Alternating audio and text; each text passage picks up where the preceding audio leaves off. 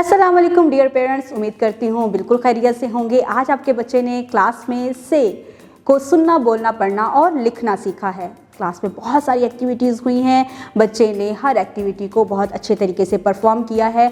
आपके पास जो बच्चे की डायरी मौजूद है, इसमें बच्चे को लिखने के लिए होमवर्क दिया गया है, जो कि जावेद पब्लिशर्स की तरफ से मुहैया करदा वर्कबुक में से है। आप बच्चों को होमवर्क मुकम्मल करवाएं और इंश्योर करें कि आपका बच्चा जो भी होमवर्क कर रहा है बाकायदा तौर पर आप उसकी इंस्ट्रक्शन दे रहे हैं, फॉर्मेशन को फॉलो करता हुआ बच्चा लिख रहा है। इसके साथ ही आप बच्चों को एक सरगर्मी करवाएंगे जिसमें बच्चा अपने घर में बहुत सारी चीज़ों को गौर से देखेगा और देखते हुए गिनेगा कि कितनी ऐसी चीज़ें हैं जो कि से शुरू होती हैं। उम्मीद करती हूँ आपने इस वीडियो से बहुत कुछ सीखा होगा। मज़ीद सीखने और जानने के लिए हमारे साथ रहिएगा। मिलते हैं अगली वीडियो में, तब तक अपना बहुत सारा ख्याल रखिएगा। खुदा हाफिज़।